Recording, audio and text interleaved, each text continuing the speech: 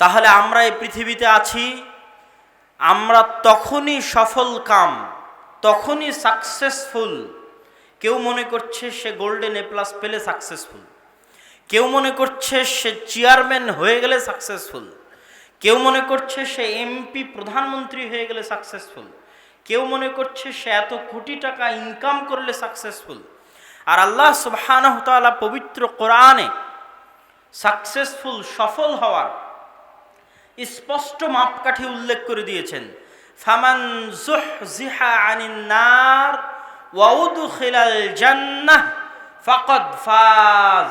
পৃথিবীতে যে যত কোটি টাকার মালিক থাকুক, পৃথিবীতে যে যত ক্ষমতার মালিক থাকুক, পৃথিবীতে যার যত ভালো রেজাল্ট থাকুক, যার যত প্রভাব প্রতিপত্তি থাকুক, কেউই প্রকৃত অর্থে সফল নয়। প্রকৃত অর্থে সফলকে মান যুহজিহা আনিন নার, যাকে জাহান্নামের আগুন থেকে দূরে সরিয়ে দেওয়া হলো, ওয়া উদখিলাল জান্নাহ, কিয়ামতের মাঠে যে দেখতে পাচ্ছে যে তাকে জান্নাতে প্রবেশ করিয়ে দেওয়া হলো এবং জাহান্নামের আগুন থেকে দূরে সরিয়ে দেওয়া হলো, ফাকাদ ফাজ, সেই ব্যক্তি একমাত্র সফল কাম। যেটা আল্লাহ সুবহানাহু ওয়া তাআলা পবিত্র কোরআনের বহু জায়গায় বলেছে, উলাইকা হুমুল মুফলিহুন, আর তারাই সাকসেসফুল, তারাই সফল কাম, যারা কিয়ামতের মাঠে জাহান্নামের আগুন থেকে বেঁচে গেল এবং জান্নাতে প্রবেশ করতে পারলো, তারা প্রকৃত অর্থে সফল, প্রকৃত অর্থে সাকসেসফুল। এই জিনিসটা আমাদের সাধারণ সমাজের, আমরা যারা মানুষ উঠা বসা করি, চলাফেরা করি, তাদের মধ্যে কতজন বুঝি? এই পৃথিবী সৃষ্টির রহস্য কতজন বুঝি? আমাদের সৃষ্টি করার রহস্য কতজন বুঝি? আমাদের পরীক্ষা করার মাধ্যম কতজন বুঝি? কিভাবে আমরা পথভ্রষ্ট হতে পারি, কোন পথটা সফলতার, কোন পথটা ব্যর্থতার, এটা আমরা কতজন বুঝি? আমাদের কাছে তাৎক্ষণিক সফলতাই মনে হয় সফলতা, শর্ট টার্ম সফলতাই মনে হয় সফলতা। আর দীর্ঘস্থায়ী, চিরস্থায়ী বাসস্থানের জন্য, অনন্তকালের বাসস্থানের জন্য কিছু করাকে আমরা কোনো সময় গুরুত্ব হিসেবে দেখতে চাই না বা বুঝতে চাই না। কিন্তু আল্লাহ সুবহানাহু ওয়া তাআলা সেটাকেই উল্টা হিসেবে পবিত্র কোরআনে মানুষের সামনে পেশ করেছেন। সম্মানিত উপস্থিতি, বলছিলাম জান্নাতে যাওয়ার রাস্তা, সহজ রাস্তা। তার আগে ভূমিকা স্বরূপ আপনাদের সাথে আমার কথা হচ্ছিল যে আল্লাহ সুবহানাহু ওয়া তাআলা মানুষকে সৃষ্টি করেছেন। মানুষের এই পৃথিবীতে যে মানুষগুলো আছে তারা তখনই সফল কাম যখন তারা কোথায় চলে যাবে? কোথায় চলে যাবে? জান্নাতে। আমরা কি সফল কাম যদি আমরা রাষ্ট্র ক্ষমতা পেয়ে যাই? জান্নাত যদি না থাকে আর যদি রাষ্ট্র ক্ষমতা আসে, সফলতা নাই। জান্নাত যদি না থাকে টাকার মালিক হই, সফলতা আছে? নাই। জান্নাত যদি না থাকে ক্ষমতার মালিক হই, সফলতা আছে? নাই। আসল সফলতা কি পাওয়া? জান্নাত পাওয়া।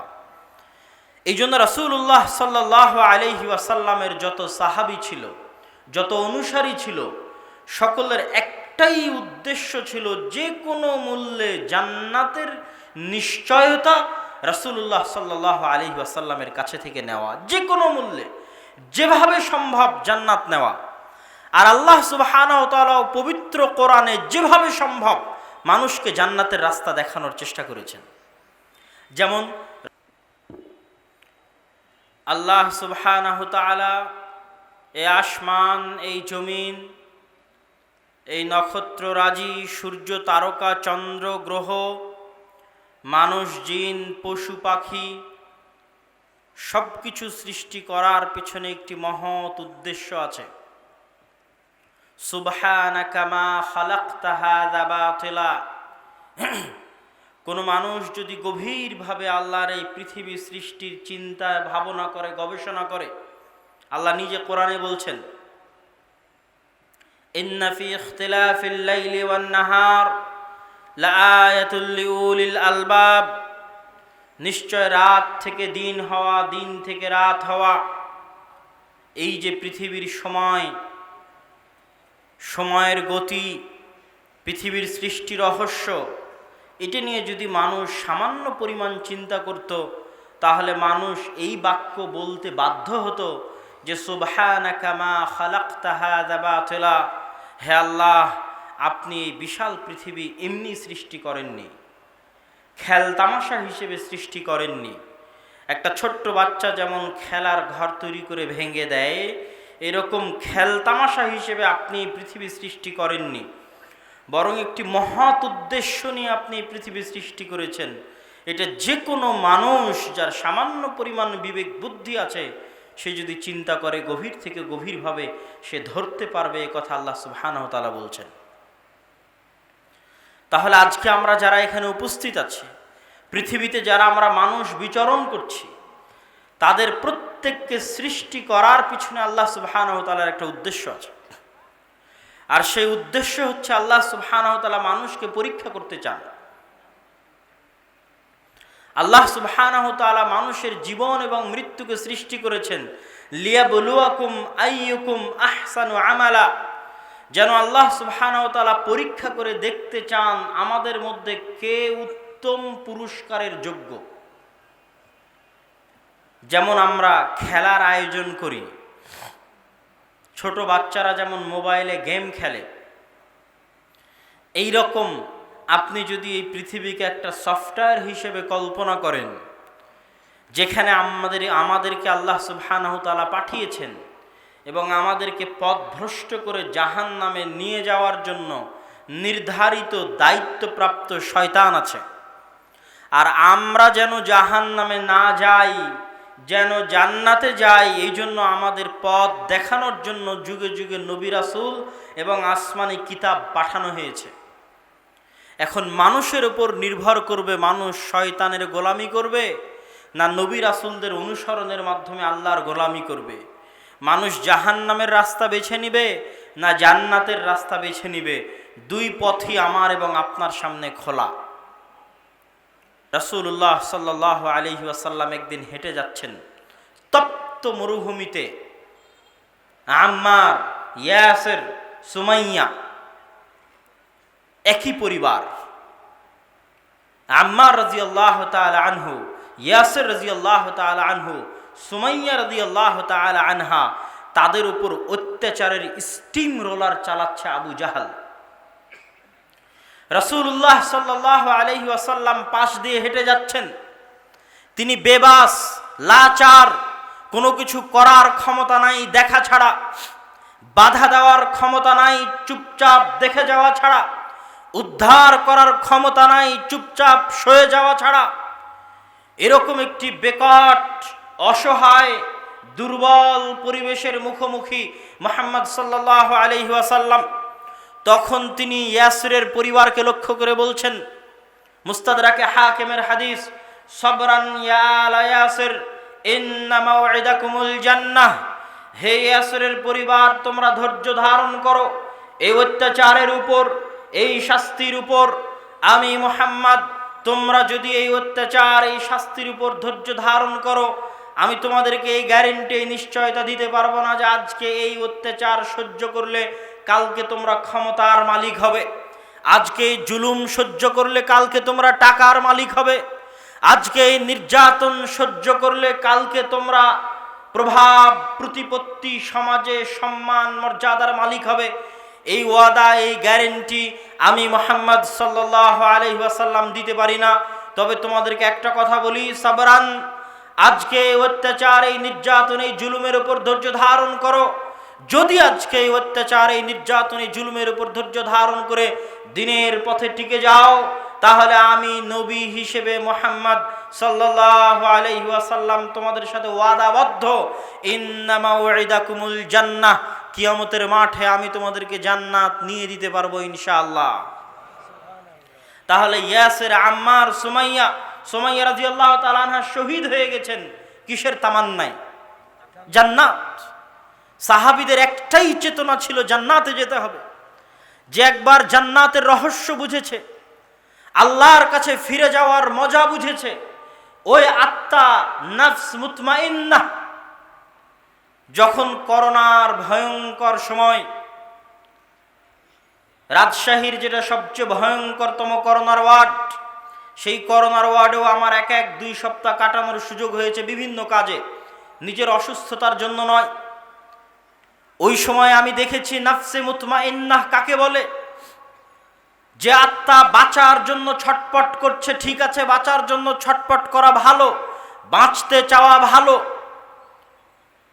কিন্তু আল্লাহ সুবহানাহু তাআলার সাক্ষাৎ থেকে পালানোর ভয়ে নয়, আল্লাহ সুবহানাহু তাআলার সাক্ষাতের ভয়ে বাঁচতে চাওয়া অনেক অনেক গুণে খারাপ। আল্লাহ সুবহানাহু তাআলার সাথে দ্রুত নফসে মুতমাইন্না নিয়ে সাক্ষাৎ করা, মানুষ বাঁচার আকুতি, বাঁচার মিনতি, এই অক্সিজেনে না হলে অক্সিজেনের পাওয়ার বাড়িয়ে দাও, ওই অক্সিজেনে না হলে আইসিইউতে নিয়ে যাও, নাকের মধ্যে পাইপ দিয়ে অক্সিজেন দিবে, তবুও বেঁচে থাকতে হবে, মরা যাবে না, মরার ভয়। অথচ যদি নফস মুতমাইন্না হয়, ইয়া আইয়াতুহান নফসুল মুতমাইন্নাহ ইরজিই ইলা রাব্বিক রাযিয়াতাম মারযিয়াহ, আত্মা যদি মুতমাইন হয়, আল্লাহর সাথে সাক্ষাতের জন্য 24 ঘন্টা প্রস্তুত থাকে, ওই আত্মা কি মৃত্যুর ভয়ে পালাতে পারে? অসম্ভব, পালাতে পারে না। কোন আত্মা মৃত্যুর ভয়ে পালায়? যে আত্মা আল্লাহর সাথে সাক্ষাৎ করতে ভয় পায়, আল্লাহর দিকে ফিরে যেতে ভয় পায়। সাহাবীদের আত্মা ছিল মুতমাইন্না, কত দ্রুত আল্লাহর সাথে সাক্ষাৎ করা যায়। তারা আল্লাহ সুবহানাহু তাআলার সাথে সাক্ষাতের নেশায় হাতে থাকা খেজুর পর্যন্ত মুখে দেয়নি। যখন বুঝতে পেরেছে যে এখন যদি আমার মৃত্যু হয়, তাহলে এই মৃত্যুর পরে আমার আল্লাহ রাব্বুল আলামিনের সাথে সাক্ষাৎ হবে এবং আমি নিশ্চিত জান্নাতে চলে যাব, তখন তারা দুনিয়ার সব কিছুর উপর জান্নাতকে, দ্বীনকে প্রাধান্য দিয়েছে। তাহলে জান্নাতের এই মায়া, এই ভালোবাসা এবং দুনিয়ার এই অস্থায়ী ক্ষণস্থায়ী জীবনের অসারতা, এই ক্ষণস্থায়ী জীবনের মূল্যহীনতা, এই ক্ষণস্থায়ী জীবনের যে কোনো মূল্য নাই, কোনো দাম নাই, এটা বুঝতে পারা প্রকৃত সফল হওয়ার মাপকাঠি। আপনি কখন বুঝতে পারবেন? আপনি পৃথিবীতে যত কিছুই করেন, যত বড় রাজা হন, বাদশাহ হন, ধনী হন, কোটিপতি হন, ব্যবসায়ী হন, আপনার লাস্ট রেজাল্ট কি? আপনাকে মরতে হবে না? হবে না? ইন্নাকা মাইয়িতুন ওয়া ইন্নাহুম মাইয়িতুন, কুল্লু নাফসিন যায়িকাতুল মাউত।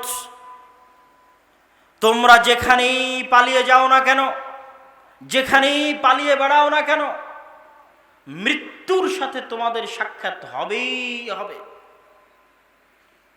তোমরা যেই মৃত্যু থেকে পালিয়ে বেড়াচ্ছ, এই মৃত্যুর সাথে একদিন তোমাদের মোলাকাত হবেই হবে। তাহলে যতই টাকার মালিক হই, মরতে একদিন হচ্ছে, এটা লাস্ট রেজাল্ট। যতই ক্ষমতার মালিক হই, মারা একদিন যেতে হচ্ছে, এটা লাস্ট রেজাল্ট। যতই ভালো রেজাল্ট করি, সার্টিফিকেট থাক, চাকরি থাক, মারা একদিন যেতে হচ্ছে, এটাই লাস্ট রেজাল্ট। অতএব যেহেতু মারা যেতে হচ্ছে, এবং পৃথিবীর কোনো টেকনোলজি, পৃথিবীর কোনো ডাক্তার, মানুষে যখন মারা যায় তখন রূহ কোথায় যায়, রূহ কাকে বলে, রূহ কি, এই সম্পর্কে পৃথিবীর কোনো বিজ্ঞানী, পৃথিবীর কোনো ডাক্তার এখন পর্যন্ত ব্যাখ্যা দিতে পারেনি, কিয়ামত পর্যন্ত ব্যাখ্যা দিতে পারবে না। সম্ভব নয় ব্যাখ্যা দেওয়া। তাহলে যে রূহ আমার ভিতরে ছিল, এখন নাই, ওই রূহটা যেখানে ফিরে গেল সেখানে বিচার হবে। আর আমার এই শরীর দুনিয়াতে তৈরি হয়েছে, রূহ কি দুনিয়াতে তৈরি হয়েছে? রূহ কোথায় থেকে আসছে? কোথায় থেকে আসছে? আল্লাহর কাছ থেকে আসছে, আসমান থেকে আসছে। মায়ের পেটে যখন 440, তখন ফেরেশতা রূহ ফুঁকে দিয়ে গেছে। পৃথিবী পরিচালনায় আল্লাহর যে সিস্টেম আছে, ওই সিস্টেমের মধ্যে আমার অন্তরে রূহ দেওয়ার দায়িত্বশীল ফেরেশতা আছে, আবার ওই রূহ নিয়ে যাওয়ার দায়িত্বশীল ফেরেশতা আছে। টাইম টেবিল ফিক্সড করা আছে, ফিক্সড টাইম টেবিলের 1 সেকেন্ড আগে 1 সেকেন্ড পরে হবে না।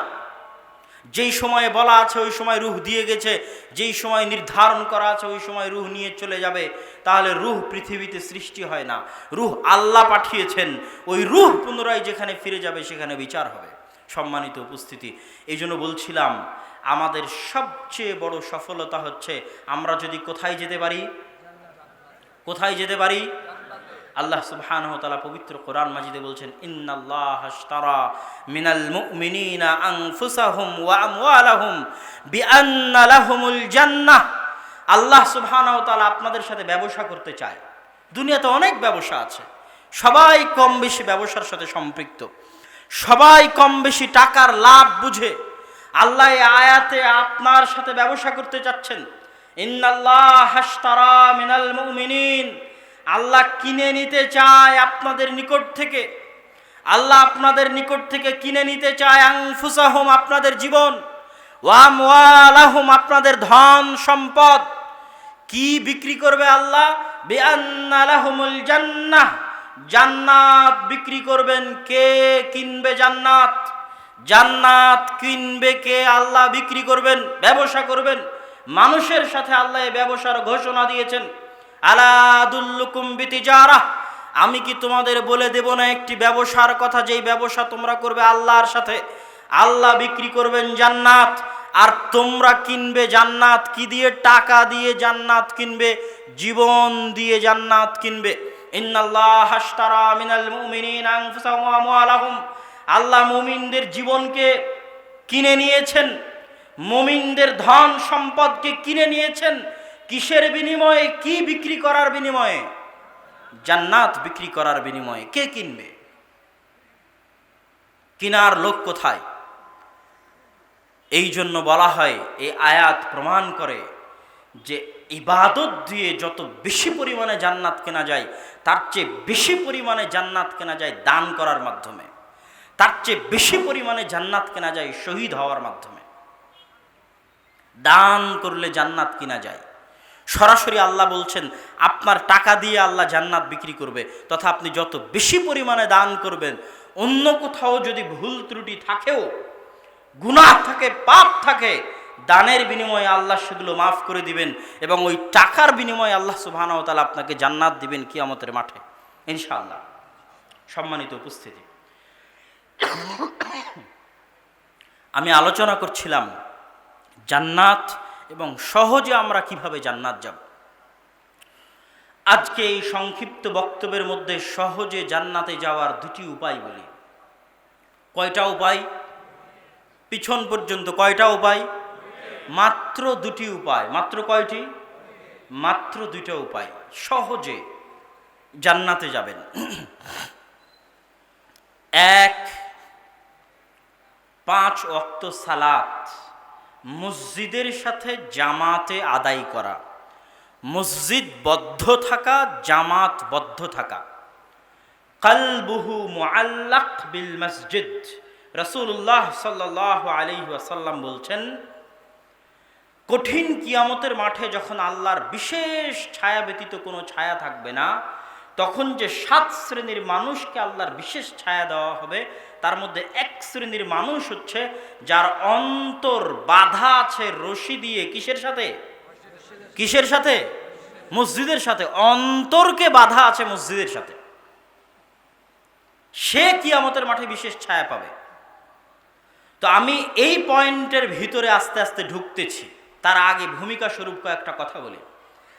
জান্নাতে যেতে চান, দুনিয়া থেকে জান্নাতের রাস্তা নির্ধারিত হয় মসজিদ থেকে। কোথায় থেকে? কোথায় থেকে? একটু জোরে বলতে হবে, পিছন পর্যন্ত। কোথায় থেকে? যে মসজিদে আছে ও জান্নাতে গেছে, যে মসজিদে নাই ওর জান্নাত নাই। কথা মনে হয় বুঝতে পারেননি আমার। পৃথিবী থেকে সরাসরি মসজিদে যাওয়ার জায়গা কোনটা? কোনটা? মসজিদ। কোনটা? মসজিদ। আজকে যে মসজিদে আছে কালকে ও জান্নাতে গেছে, আজকে যে মসজিদে নাই কালকে ও জান্নাতে নাই। পৃথিবীর সাথে জান্নাতের সবচেয়ে শক্তিশালী যোগাযোগ কিসের? সবচেয়ে শক্তিশালী যোগাযোগ মসজিদের। 5 ওয়াক্ত সালাত, 5 ওয়াক্ত সালাত মসজিদে জামাত বদ্ধ অবস্থায় আদায় করা। কি জন্য এটাকে সবচেয়ে গুরুত্ব দিয়ে সবার আগে 1 নম্বরে উল্লেখ করা হলো? ইমাম ইবনুল কাইয়িম রাহিমাহুল্লাহ হুকমু তারিকিস সালাত বইয়ের মধ্যে লিখছেন, আল্লাহ সুবহানাহু তাআলার আদেশ লঙ্ঘন করা বেশি বড় গুনাহ আল্লাহর নিষেধ অমান্য করার চাইতে। আল্লাহর আদেশ অমান্য করা বেশি বড় গুনাহ আল্লাহর নিষেধ লঙ্ঘন করার চাইতে। আল্লাহ সুবহানাহু তাআলা সারা পৃথিবীর সকল মুসলমানকে একটাই আদেশ দিয়েছেন করার মতো, একটি আদেশ করার মতো, সেটা হচ্ছে সালাত। আচ্ছা, বাকিগুলোকে কেন উল্লেখ করলাম না? সারা জীবনে যদি সামর্থ্য থাকে তাহলে হজ করতে হবে, সামর্থ্য না থাকলে কি হজ করতে হবে? তার মানে যে গরিব তার জন্য কি আল্লাহর হজের আদেশ আছে?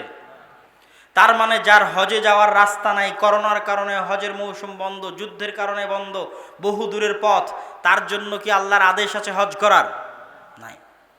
যে গরিব তার জন্য কি জাকাতের আদেশ আছে? যে নিসাব পরিমাণ সম্পদের মালিক হয়নি তার জন্য কি জাকাতের আদেশ আছে? নাই।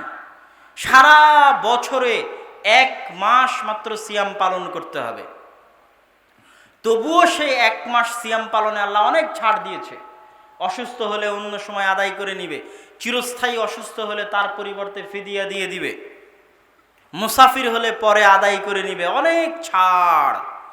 কিন্তু আল্লাহর একটি মাত্র আদেশ, যে আদেশের কোনো শর্ত নাই, কে গরিব কে ধনী, কে পবিত্র কে অপবিত্র, কে অজু করে আছে কে অজু করে নাই, কার কাপড় আছে কার কাপড় নাই, কার কাপড় পবিত্র কার কাপড় পবিত্র নয়, কে কেবলা চিনে কে কেবলা চিনে না, কে দাঁড়িয়ে পড়তে পারে কে দাঁড়িয়ে পড়তে পারে না, কে শুয়ে পড়তে পারে কে শুয়ে পড়তে পারে না, কে বসে পড়তে পারে কে বসে পড়তে পারে না।